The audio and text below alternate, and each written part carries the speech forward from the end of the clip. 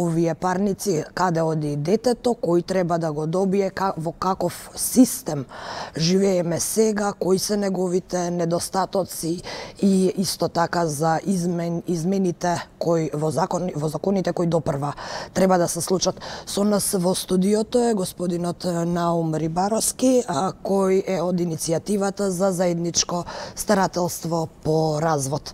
Добар ден, господин Рибаровски, добро дојдовте во нашето студио. За прв пат сте во студиото на 1 ТВ.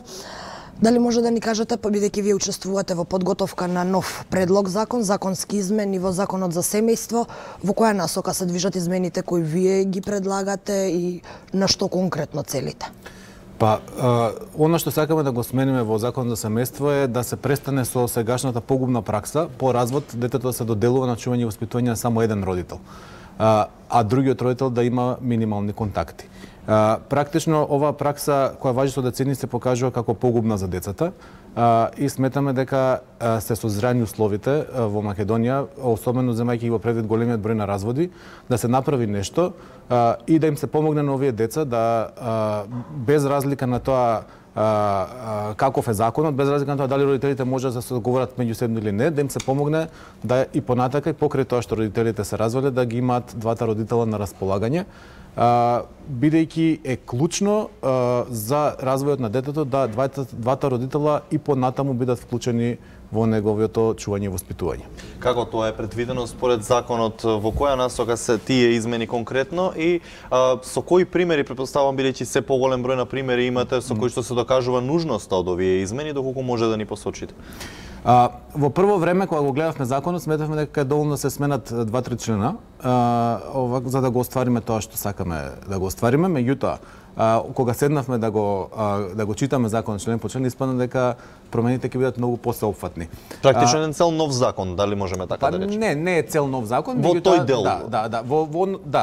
Има целосно новост по развод, практично цел еден ќе се промени цел систематски. Значи, она што сакам да го постигне се напушти, како што кажав, таа пракса на доделување на детето на чување и воспитување само еден родител. Наместо тоа, во законот сега ставаме дефиниција што представува заедничко родителство, што представува самостојно родителство во правна и во физичка смисла. И ставаме одредба дека во сите случаи, освен во исклучителните кои што се предвидени во еден член, треба да важи заедничкото правно и заедничкото физичко родителство. Во правна смисла тоа значи дека двајата родители остануваат еднакво одговорни за одлуките околу детето, значи за клучните одлуки, тоа се здравство, образование и така натаму. А што се однесува до видувањето, се предвидува дека секој од родителите треба да помине по минимум 120 до 180 дена годишно со детето. Ова е многу голем новитет од аспект на тоа што детално сега одиме на тоа да се регулира како ќе се одвиваат гледањата со децата, затоа што во моментов не постојат правила.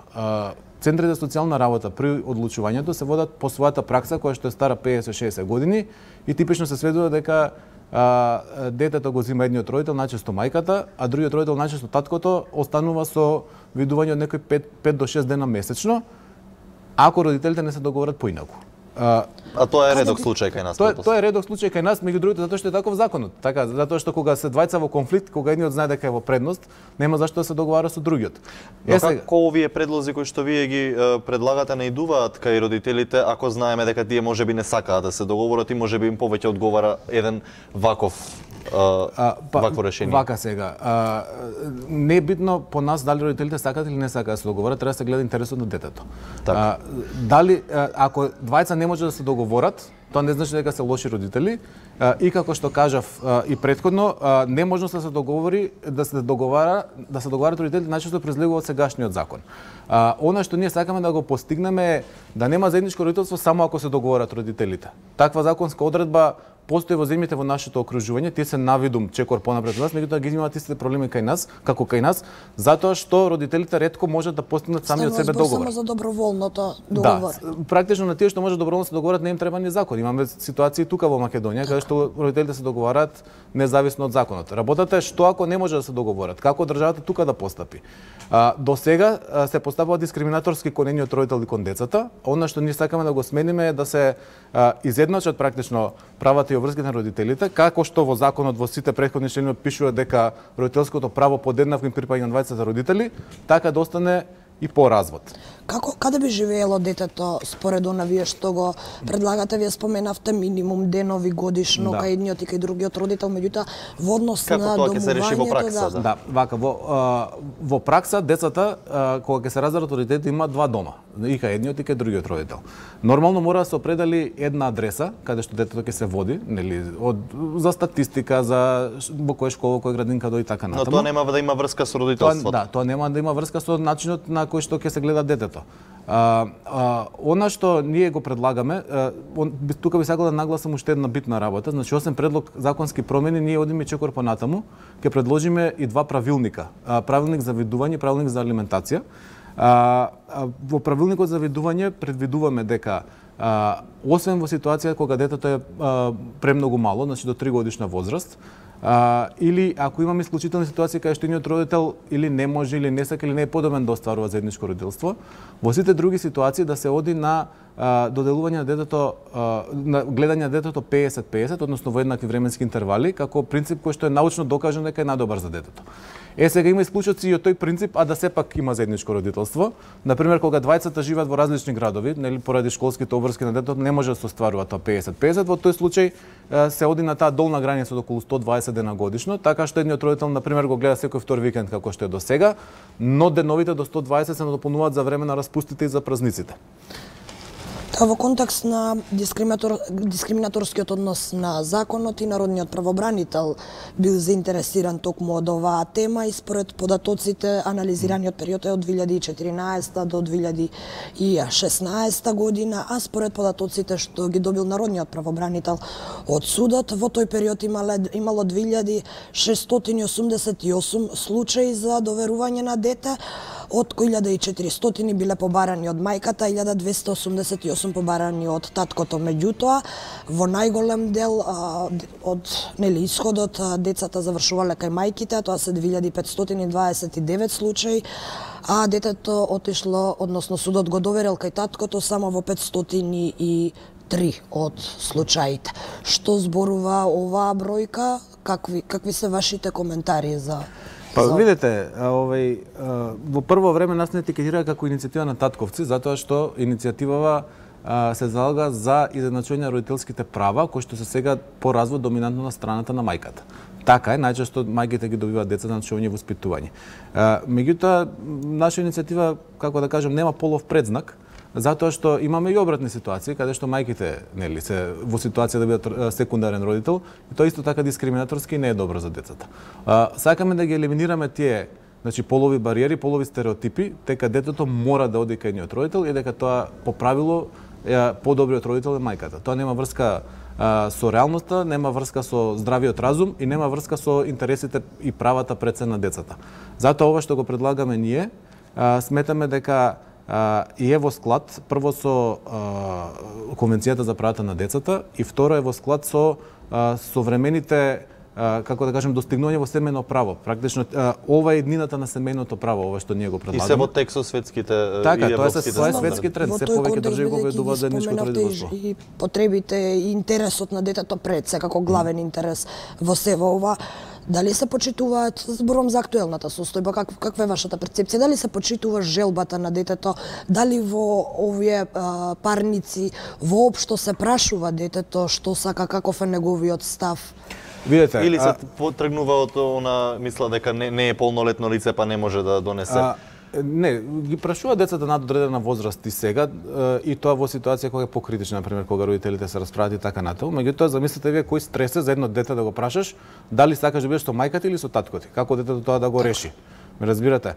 Збориме со психолозите дека има ситуации кај што деца кои што го направиле тој избор практично после многу години кога стануваат возрастни, стануваат свесни дека самите себе се изманипулирале и самите од себе го тргнале нивниот родител и тоа има погубни последици кога ќе дојдат во таа, да речеме, попроблематична адолесцентска возраст. Апсолутно во моментов не се почитуваат ниту правата, ниту интересите на детата, затоа што не е интерес на дете кој што има двајца родители кои што сакаат, можат се подобно да го чуваат, да му се тргне едниот родител од животот.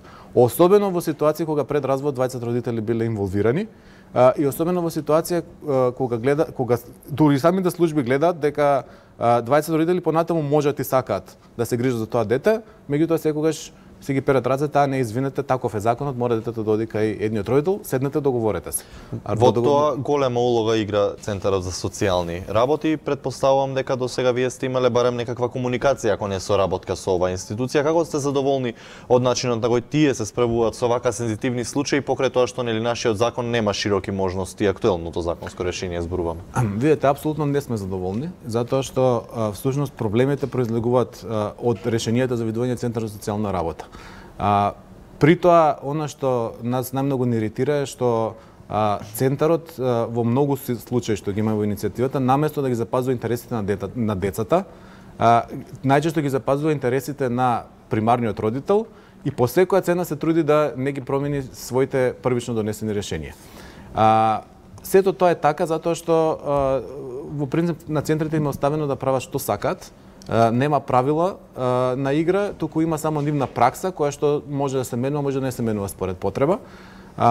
И затоа најмногу заради тоа ние одиме не само со законските промени, туку го предлагаме тој правилник за видување, практично да им се даде на центрите сет на правила како треба да ги изработуваат тие родителски планови, како треба да ги определуваат решенијата за видување. Затоа што во сегашна ситуација имаме решенија кои се 50-60 години стари и кои никој никогаш не ги потврдил дали се исправни за децата или не. Дали ова значи дека Центарот за социјални работи самоволно работи? Според ова сега вие што го кажавте нема никаков правилник, не постапуваат по никаков ред. Па видете, нема на што ги темелат одлуките кои што ги носат на. Одлуките ги темелат на тоа дека дето треба да се доде нели на законот кој што е многу општ, дека дето треба да се додели на чување и воспитување кај едниот родител. И се темели на нивната пракса. Значи, таа пракса се пренесува од колено на колено на вработените таму, од Втората светска војна не е сменета, и едноставно они си работат по таа пракса. Нема никаков пишан документ според кој тие треба да ги донесуваат. Колкав проблем може да ви направи извештајот на тој Центар за социјална работа во целокупното судење? Дали влијае на целокупниот решението на Центарот за социјална работа? Вака, значи видувањата ги определува Центарот, а судот определува кој ќе се додели детето и ја определува алиментацијата. Колку често да Центарот бил всушност причина за манипулации кон судот и нели за донесување на решение во полза на еден родител? Видите, имајќи го предвид. Улогата на Центарот е особено штетна кога има критични ситуации. Например, имаме во иницијатива ситуации каде што детето е очигледно предмет на семејно наследство од примарниот родител, кај што е доделено на чување и воспитување, а Центарот упорно го штити тој родител. Значи, дури и самите одат на суд како сведоци на страната на тој родител, повикани од тој родител. Каква е тука процедурата, кај кого можете тогаш вие да се обратите ако Центарот го штити родителот кој е условно речено физички го малтретира детето? Видете се, од аспект на ако зборуваме за семејното наследство, тоа е да речеме поврзана, но малце друга тема од ова зашто ние се залагаме. Во тој случај се но често пати се оставен дел претпоставувам во вашите случаи. Се вмешуваат и полиција, се вмешува и обвинителство и така натаму. Меѓутоа во глобала голем проблем е што дури кога нема семејно наследство, едноставно добиваш решение за видување, тоа е тоа, нема кај кој да се пожалиш. Затоа што по сегашнава процедура треба да се пожалиш во Министерството за труд и социјала. Од таму во 95% случаи добиваме одговор дека Центарот за социјална работа исправно работеле затоа што е почитувале процедурата. Значи ние не се жалиме на процедурата, ние се жалиме на нелогичните решенија. На тоа Министерството вика ние не работиме стручно методолошки со децата. И се прашањето тогаш ако не работите така, тогаш зашто овакво сте вие второстепен орган? Се отворили некогаш сомнежот дека можеби станува збор за една поорганизирана структура во Министерството која што во согласно со барањата на тие родители ги носи овие одлуки без при тоа имајќи го зборуваме за еден вид на разводна мафија така. Со оглед на фактот колегата ова го поставува како прашање бидејќи до нашата редакција и пристигнаа неколку поплаки, тоа неколку различни случаи. Од различни граѓани кои што имаат проблеми при разводите и при старателството.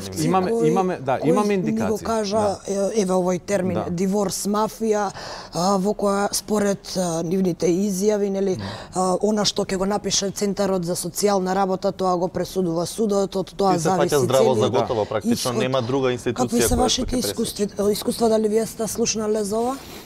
Има индикации, има многу нелогични решенија од центарот, многу нелогични постапки. Меѓутоа не можам да кажам дека постои мафија затоа што немаме доказ.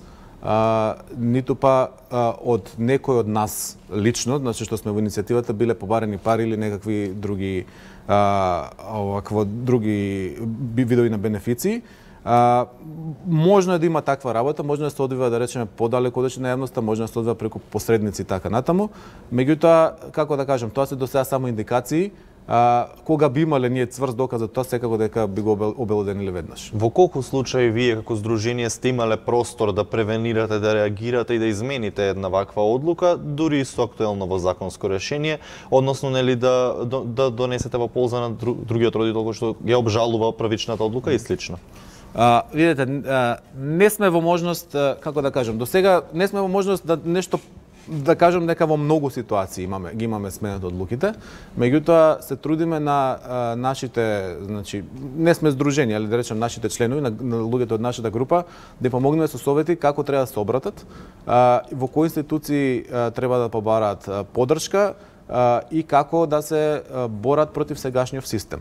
Меѓутоа морам да кажам дека сегашниот систем не дава многу можност за борба на секундарниот родител, односно секундарниот родител е дискриминиран и имаме многу ситуации каде што родителите колку што повеќе претат, колку повеќе се борат, толку повеќе пропаѓаат, затоа што на страната на другиот родител застануваат сите релевантни институции.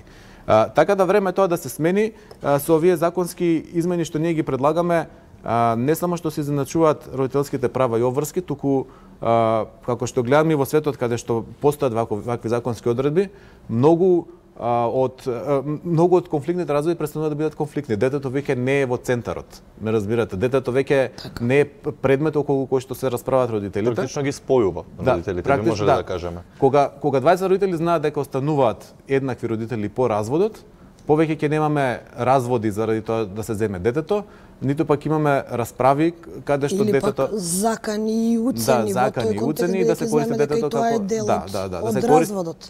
Апсолутно да, детето во моментов како што е поставено е главно оружје за препирка после разводот. Со какви примери вие се соочувате во иницијативата? Секако доаѓаат многу луѓе на кои им е потребна помош, кои имаат проблем со конкретна работа. Кои се најлошите случаи со кои што сте се соочиле до сега и за кои што сте воделе војна? Па најлоши случаи најтешки. Да кажем, има родители што со години си ги немаат видено децата и државата ништо не прави околу тоа. Едноставно сите креваат раце. Тоа им е возможно, претпоставам, преку институциите на системот. Да, преку институциите на системот кои што не прават ништо. Едноставно, например, во сегашна ситуација, ако примариот родител реши да не го даде детето на другиот родител, не постои адекватен правен механизам како да се излезе на крај со тоа. Теоретски има процедура како оди тоа, нели може Центарот за социјална работа да поднесе до обвинителство барање за покренување на обвинение и така натаму. Во пракса тоа многу ретко се случува, уште поретко има правна завршница. Она што ние се бориме е да го отстраниме родителското туѓување како тип на насилство врз детето кое што сега е прикриено, а кој што за жал државата најчесто го поддржува. Не само што го поддржува, но што го иницира со своите решенија и после тоа нема како да му се застане на пат на таквата појава. Од кога ја водите вие оваа борба за измена на законот и какво е вашето искуство со властите, односно со оние кои го менуваат законот? И имајќи и предвид сите случувања во собранието, до кога евентуално очекувате да го видите овој закон имплементиран, односно донесен од собранието? Вака, почнавме со работа во 2015 година. И круна на нашата досегашна работа беше јавната расправа во парламентот, која што одржана во мај оваа година. Многу битен заклучок од таа јавна расправа е дека државата, парламентот призна дека потребно е да се промени закон за семејство. Тоа е прв пат државата да призна дека нешто не е во ред и она што нас многу не прави задоволни е што ставот на пратениците по однос на тоа што го слушна на дебатата е дека треба да се смени законот и тоа е независно од партијата. Значи и од левата, и од десната опција, и од малцинствата, сите застана на страната дека законот треба да се менува. Откако се случи тоа, да речам условно кажано, се повлеговме во илегала, требаше овакво да се изработат сите овие работи кои што ги предложиме. Ни оди на рака тоа што министерката Царовска најави дека во 2019 година ќе се отвора закон за семејство и ние одиме кон тоа да практично бидеме спремни за тоа, односно да излеземе со Очекувате готови. дека ќе ги прифатат вашите барања? Очекувам. Затоа што врз база на тоа што го идовме во парламентот и врз база на тоа што практично се ќе биде сервирано готово, практично министерството ќе има минимум работа, нормално. А и нема некој кој што би го опонирал ова, претпоставувам и се надевам. Па видите, опонентите за жал ни работат позади грб и тивко. Тоа се претежно, да речеме, родители кои што го користат сегашниот систем. Родители. Да, примарните родители. Меѓутоа, таа работа позади грб, како да кажам, не е врз база на аргументи. Аргументите се на наша страна. Ова што ние го бараме е светски тренд, поддржано и тука. Значи, од сите релевантни институции, како правобранител, Завод за ментално здравје, Клиника за детска психијатрија и така натаму. Така да сметаме дека не може да не се случат измениве. Нема аргумент. Уште една работа што сакам да спомнам е дека во изборната програма на владеачката партија е предвидено да се случат овие измени, така што веруваме дека конечно од 2019 година ќе се случи тоа што долго го очекуваме и дека конечно ќе поминуваме доволно време со своите деца. За крај само уште едно прашање во контекст на интересот на детето. Вие соработувате и со меѓаши. Да. Каков е нивниот став? Дали тие ја оценуваат оваа иницијатива како во насока на тоа дека работи единствено за интересот на детето? Апсолутно да. Првата детска амбасада меѓаши од самиот старт е со нас, ја поддржува оваа иницијатива. Многу од чекорите кои што ги преземаме заедно. И ја можам само да им се заблагодарам за целата поддршка што имаме од нив во сите овие години. Така, за крај, ако Баневски нема уште прашања, тука би го завршиле некаде разговорот и ако нешто заборавивме, а сметате дека е важно за темава да се каже? Па не мислам дека ги офативме главните работи. Ја ви благодарам на просторот што ни го остапивте. Се надевам дека не е последен пат да гостуваме во вашата телевизија.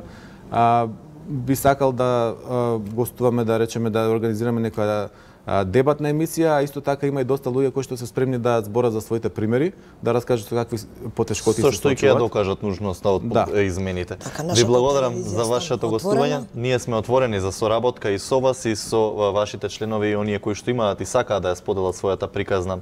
Со нас тука би ви се заблагодарили уште еднаш за вашето гостување. Вие, почитувани, останете со нас. Се враќаме назад во студиото веднаш по кратката пауза.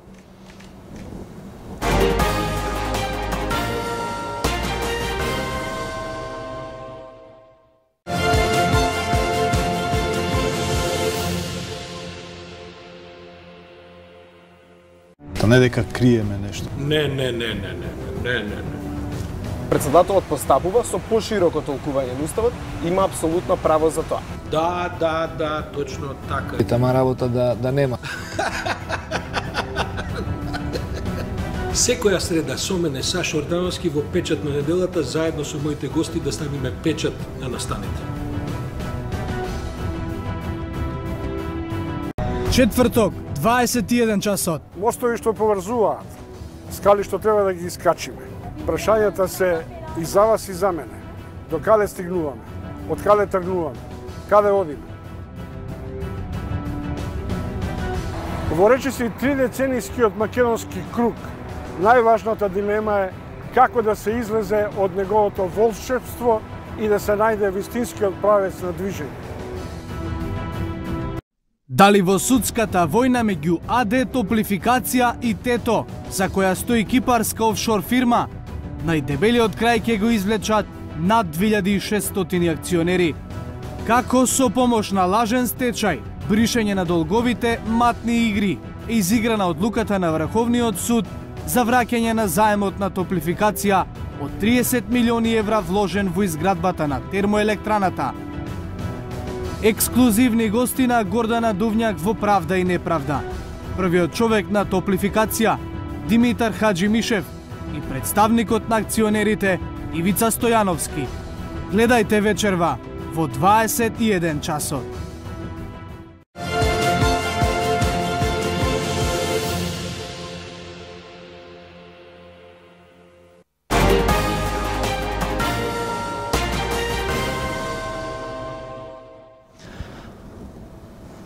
Така се враќаме назад во студио 1. Отвореното студио стануваат уште неколку минути до крајот на овој блок. Со мене е колешката Кристина Атовска и до сега разговаравме со господинот Наум Рибаровски од иницијативата за заедничко и одговорно родителство, која што подготвува, односно ги консултира властите за ново законско решение кога станува збор за родителството, а кое што ќе биде по европски теркови и светски стандарди. Кога сме веќе кај европските теркови и светските стандарди, колегата Александар Чомовски разговараше со Худолин Твртко, кој што е хирург од Хрватска и кој што зборува како Хрватска, постапувајќи по светските и по европските стандарди, всушност го има подобрено својот трансплантационен систем и се во моментов е една од земјите која што предничи кога станува збор за трансплантација на бубрези. Во продолжение предлагам да го погледнеме интервјуто, па се враќаме назад во студиото.